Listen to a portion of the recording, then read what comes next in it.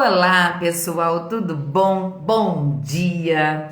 Para quem já está assistindo esse vídeo ao vivo agora, numa segunda-feira pela manhã, né? E bom dia, boa tarde, boa noite para quem vai assistir em outro momento. Bom, por que eu estou aqui fazendo esse vídeo com vocês? De novo, por conta dessa situação da cuidadora, sobrinha, que foi ao banco junto com o tio Paulo, né?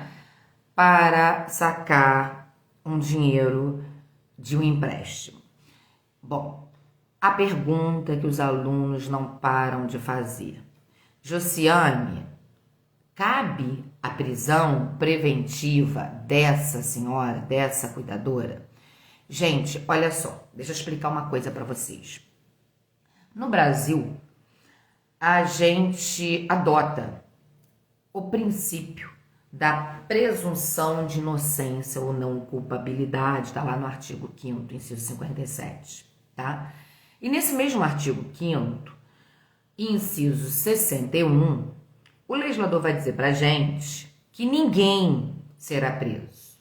Ninguém será preso ou mantido na prisão, salvo em caso de flagrante delito ou mediante ordem judicial. E naquelas hipóteses lá de prisão disciplinar do militar, tá? E aí o artigo 311, na verdade, os artigos 311 ao 316 do CPP, eles tratam acerca da prisão preventiva. E o legislador vai dizer que a prisão preventiva ela cabe no inquérito ou no processo, desde que o juiz seja provocado por representação do delegado, por requerimento do MP, do ofendido, querelante ou do assistente de acusação. Então, em que momento cabe a prisão preventiva?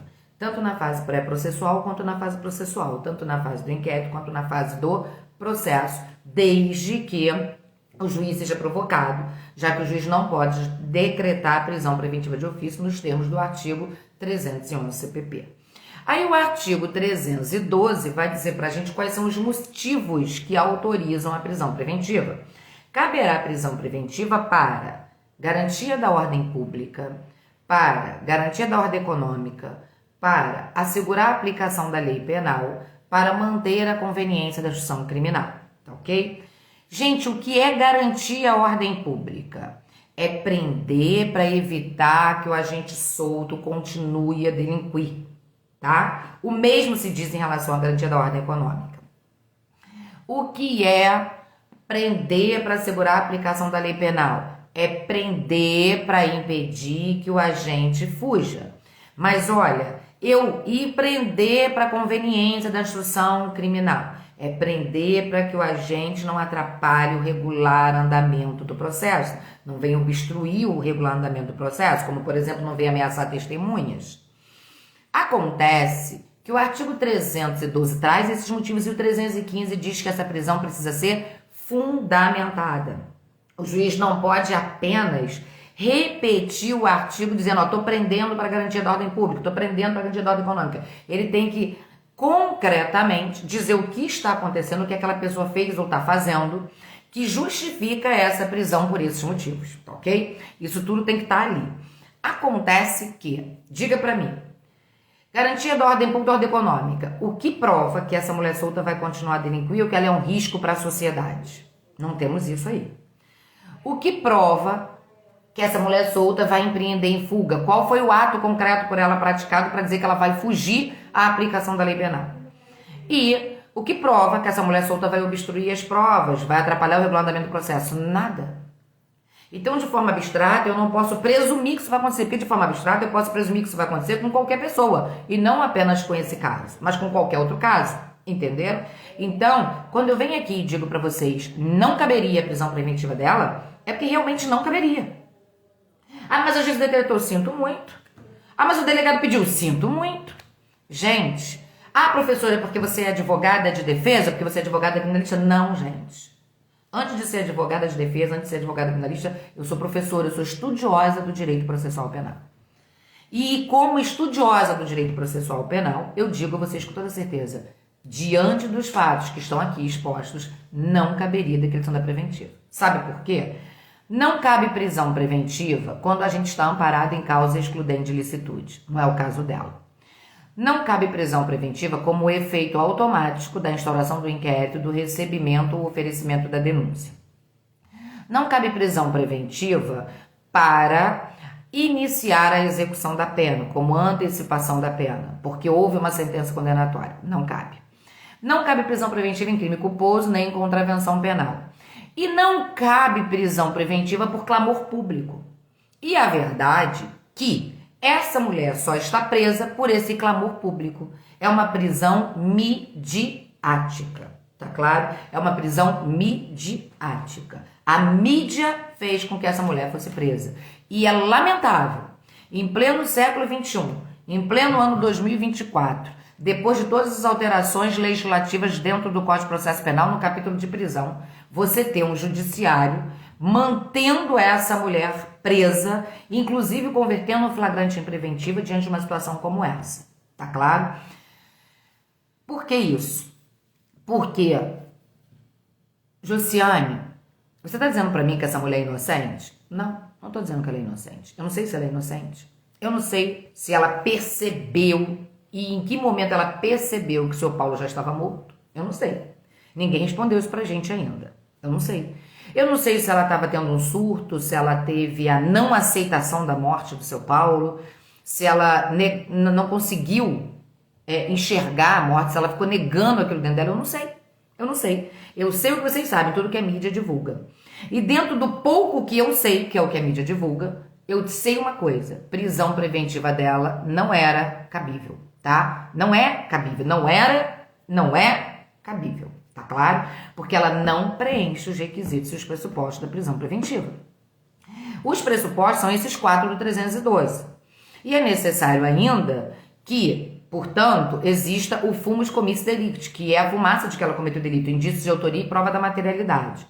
E tem que ter o perigo libertatis, tem que se verificar o perigo na liberdade dela. E, para que haja prisão preventiva decretada, o crime tem que ser doloso, com pena máxima privativa de liberdade superior a 4 anos, ou, ainda que não tenha essa pena máxima superior a 4 anos, no caso de reincidência de crime doloso, né? Ou nos crimes cometidos no âmbito da violência doméstica familiar, quando for necessária a prisão para assegurar o cumprimento da medida protetiva de urgência. Então, quando você analisa a situação dela, você verifica e fala, cara, não tem aí nenhuma situação casual, concreta, que a gente vislumbre e fale, gente, cabe a preventiva dessa mulher. Então não cabe. Eu volto a dizer para vocês o que eu falei já no início, quando tudo aconteceu. A meu ver, essa mulher sequer tinha que ter sido presa em flagrante.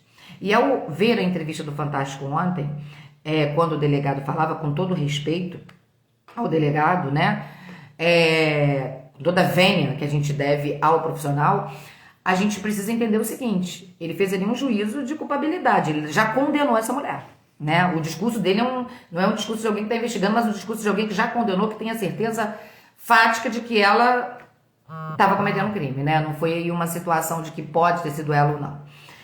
Gente, olha, eu volto a dizer para vocês, o crime ali não seria de furto, mediante fraude. Se fosse de furto mediante fraude, a pena seria de reclusão de 2 a 8 anos. Então, em abstrato, caberia a prisão preventiva, porque a pena máxima seria superior a 4 anos, tá? Mas o crime em questão não é o de furto mediante fraude, porque ela não ia subtrair nada. Ela ia enganar o banco, se ela sabe que o senhor está morto, ela ia enganar o banco para poder pegar o empréstimo. Então, o banco entregaria o dinheiro a ela, né? E aí, nesse caso, a gente está diante de um estelionato, não de um furto mediante fraude. E sendo estelionato, a pena é de 1 a 5 anos. Então, olhando a pena máxima do estelionato, caberia aí a prisão preventiva também, porque a pena máxima é superior a 4. Só que nós temos que entender o seguinte, se fosse estelionato, ou ainda que fosse o furto, a gente estaria diante de um crime tentado, né? Porque ela não conseguiu consumar a infração. Estando ela diante de um crime tentado, a pena é diminuída de 1 a 2/3. E diminuindo essa pena de 1 a 2/3, de imediato já se verificaria que não seria o caso, no caso do estelionato, dela ser presa em flagrante, em que pese o delegado não faça esse cálculo, né? Quem faria isso seria o juiz para dizer que houve a tentativa, mas não caberia a prisão em flagrante dela, nesse caso, não por conta de ser estelionato ou por ser furto, mas porque tanto para o furto mediante fraude, que é o que o delegado está afirmando ser, e o estelionato, a gente está diante de um crime impossível. O crime impossível, lá no artigo 17 do Código Penal, vai dizer que é impossível a prática do crime por absoluta impropriedade do objeto ou por absoluta ineficácia do meio. E para ela chegar a esse empréstimo, ela dependeria do tio Paulo assinar. Acontece que você vai pensar junto comigo, tio Paulo estava vivo? Não, tio Paulo estava morto. Morto assina? Não, morto não assina. E se o morto não assina, o meio escolhido por ela para a prática desse delito é absolutamente ineficaz. E se o meio é absolutamente ineficaz, esse crime jamais se consumaria. Então a gente está diante de um crime impossível. E se eu tenho alguém na minha delegacia que foi trazido em flagrante por prática de crime impossível, de uma situação como essa, como é que eu vou prender em flagrante? Não tem como, eu não posso prender alguém em flagrante por um crime impossível, tá claro? Então, assim, não é furto, é o estelionato, e sendo o furto ou o estelionato defendido por ele, a gente estaria diante de uma situação que o crime seria impossível, e sendo impossível não poderia prender em flagrante. Ah, Josiane, e se fosse, se sobrasse aí o crime de vilipêndio ao cadáver? Ela sabendo que ele tá morto, ela quis ali menosprezar aquele cadáver, quis ridicularizar aquele cadáver. Aí a pena é de detenção de 1 a 3 anos, infração penal de médio potencial ofensivo. Se esse crime tivesse acontecido realmente, o delegado poderia prender em flagrante por esse crime, tá? Por esse crime, não pelo furto. Aí a gente poderia até admitir o flagrante por esse crime. Mas quando chegasse em juízo, na audiência de custódia, o juiz jamais poderia converter a prisão em flagrante em preventiva, porque ele teria que verificar que pelo crime de furto com emprego de fraude, que é o que o delegado indiciou, ou pelo crime de estelionato, que seria o correto, estaríamos diante do crime impossível e eu não posso, enquanto juiz, converter a prisão em flagrante de um crime impossível em preventiva, já que o crime é impossível. E no que diz respeito ao vilipêndio? No que diz respeito ao vilipêndio, o juiz também não poderia converter em prisão preventiva, porque, como eu disse aos senhores anteriormente, para que haja prisão preventiva, o crime tem que ser doloso com pena máxima privativa de liberdade superior a 4 anos. E o crime de vilipêndio ao cadáver é um crime cuja pena é de detenção de 1 a 3. É um crime afiançável, em que o juiz arbitraria a fiança e concederia liberdade provisória, coisa que era para o próprio delegado fazer em delegacia. Por quê? Porque o artigo 322 do CPP vai dizer pra gente que se o crime tem uma pena máxima de até 4 anos, o próprio delegado arbitra a fiança e concede a liberdade provisória na delegacia de polícia. Então, se o delegado tivesse analisado a situação conforme a gente está analisando agora, ela poderia ter sido presa em flagrante pelos policiais que foram até o banco? Sim. Capturada em flagrante? Sim. Autuada em flagrante? Sim. Mas permanecido presa em flagrante? Não. Por quê? Porque o delegado arbitraria a fiança em razão do crime de vilipêndio ao cadáver, porque a pena é de até 3 anos, tá claro? Então, ele arbitraria essa fiança e ela pagaria. A forma dela ficar presa era se ela não tivesse dinheiro para pagar, e aí nós aplicaríamos o artigo 350 do CPP, que quando a pessoa não tem condições de pagar a fiança, o delegado encaminha para o cárcere, só quem vai poder conceder liberdade sem fiança é o juiz, tá claro? Aí você vai dizer para mim, como o Gustavo falou agora, mas então por que até agora a advogada dela não conseguiu reverter essa situação? A culpa não é da advogada dela. A culpa é do sistema, tá? É do sistema. A culpa é do sistema. Porque uma justiça que se preze jamais teria mantido essa mulher presa, jamais teria convertido essa prisão em flagrante preventiva. Casos Eu não gosto de fazer essa comparação, não. Por quê? Porque a gente faz juízo de valor em casos dos outros, né? Mas casos muito mais graves, a gente tem visto, e a prisão não é decretada. Muito mais grave, né? Casos muito mais graves. Casos, inclusive, que as pessoas se escondem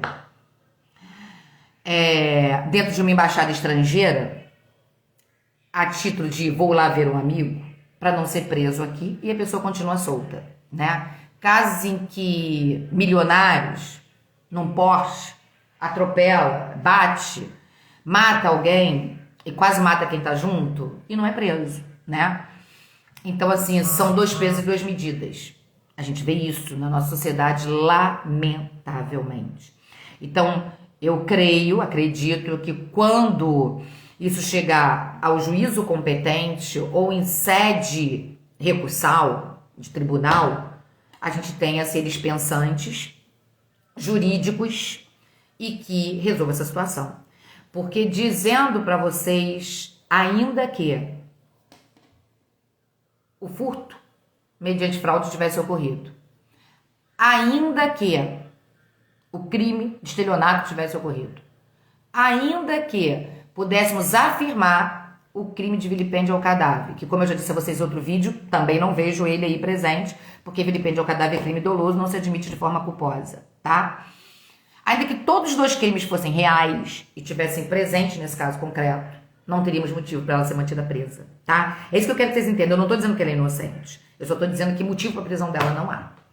Não há. Porque o juiz, ele sabe que a prisão preventiva no ordenamento jurídico brasileiro é uma exceção. A regra é a liberdade. E ela preenche aí os requisitos para a liberdade. Essa mulher ainda tem uma filha excepcional que depende dos cuidados dela. No máximo, ela teria que estar em prisão domiciliar, tá? Já que se ela tivesse praticado o crime não teria sido praticado com violência nem grave ameaça à pessoa, ok? É o que diz o artigo 318-A do CPP. Então a gente tem todos os dispositivos de lei favoráveis à soltura dessa mulher. Mas a gente tem uma coisa que é desfavorável a ela. Sabe o que a gente tem desfavorável a ela? A opinião pública, o clamor público. Só que eu quero que um jurídico diga para mim onde está clamor público como motivo da prisão preventiva no ordenamento jurídico brasileiro. O juiz, ele tem prerrogativas asseguradas no artigo 95 da Constituição, justamente para ele não fazer um papel desse, para ele não se imiscuir, para ele não cair na falácia da mídia, tá? Porque pela mídia, ela tá condenada, né? Porque é um verdadeiro absurdo o que ela fez. Então, pra mídia, ela tá condenada. E eu volto a dizer, eu não tô dizendo que ela é inocente ou que ela é culpada.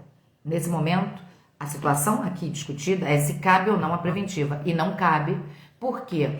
Porque clamor público não é motivo para a decretação da prisão preventiva. Clamor público não é, tá? Eu disse até pra vocês num vídeo que eu até acreditava que eles tivessem mantido ela presa com medo dela ter assassinado ele, né? Dela ter envenenado, dela ter sido a causa da morte dele, e por isso teriam mantido ela presa porque estavam na espreita de descobrir, de ter a certeza. Mas até agora, gente, nada, né? Todos os laudos, tudo que se fala sobre a morte desse senhor, lamentavelmente, foi realmente uma causa natural, o que ela não tinha como impedir, tá? Já vi uma pergunta para mim hoje se ela não poderia responder como agente garantidora. Aí você teria que pensar se a omissão dela imprópria, né, que é a omissão, a agente garantidor responde pela omissão imprópria, se a omissão imprópria dela foi a causa direta para o evento morte. Se isso for comprovado, sim, quando ela tinha um dever de impedir, sim, mas não tem nada disso comprovado, então a gente não pode dizer isso. Então, dentro do que a gente já sabe, dentro do que existe, dentro do que estão imputando, vocês precisam saber que não caberia a prisão preventiva. Por que ela está presa? Por conta do sistema, tá? Por conta do sistema. Deixa eu dizer para vocês, nesse país existe algo que tem mais força que tudo, que é a caneta na mão de um juiz ou de uma juíza. Você pode estar cheio de razão, a lei pode estar a seu favor, mas se ele canetou ali decreta preventiva, cadê a justiça? Né? Cadê a justiça?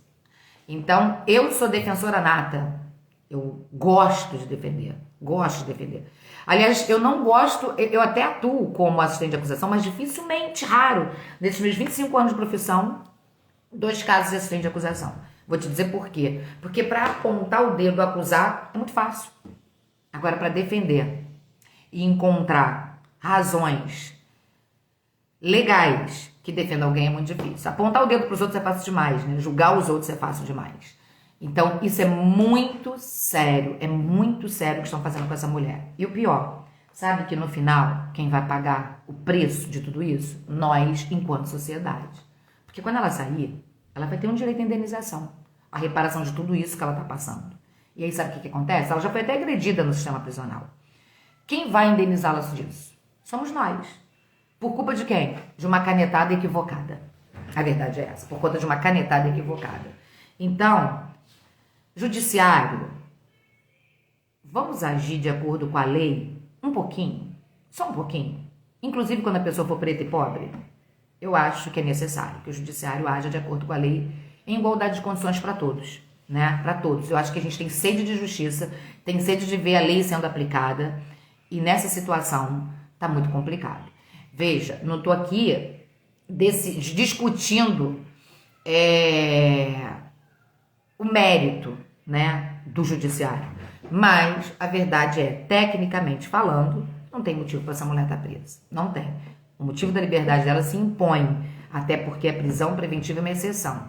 E volto a dizer, ainda que ela seja a autora desses crimes que estão imputando, o que eu não vejo como, mas se ela fosse a autora, ainda assim não caberia a preventiva dela por falta dos requisitos e pressupostos, tá? Não seria. Por que ela tá presa? Respondo, é o sistema. Já vão repensar e colocar essa mulher em liberdade, tá bom? Bom, deveria regressar o agente e fazê-lo pagar por essas arbitragens. Verdade. Ela foi agredida, está internada em hospital e pode sair para a residência. Pode sair para a residência do que sair? Não entendi. Ela foi agredida e está internada em hospital. Isso pode ser, eu não entendi. Manda um grande abraço para a Louvera. Abraço recebido, enviarei sim. A repercussão nacional tem sido muito importante nas decisões judiciais, o que é um absurdo, né? Porque se a repercussão é um caso importante, eu acho que os cabeças do 8 de janeiro já deveriam estar presos, né? Tínhamos que ser menos político e mais jurídico. Tinha que, inclusive, os mandantes, né? Os precursores, os incitadores, todos estarem presos. E eles estão por aí passeando. Alguns deles, inclusive, fazendo passeatas por aí, né? Dia a dia. Então, assim, bem absurdo. Gente, bom dia para vocês. Explicado sobre a prisão preventiva, dito sobre os requisitos pressupostos. E afirmado, não caberia a prisão preventiva dessa mulher, tá? Por que ela tá presa? É o sistema. Excelente segunda-feira para todos. Para quem tá emendando, um excelente feriado prolongado. Para Josiane aqui que não emendou, daqui a pouquinho eu estarei dando aula presencial. Mas para vocês for emendar, excelente feriado. Beijo a todos!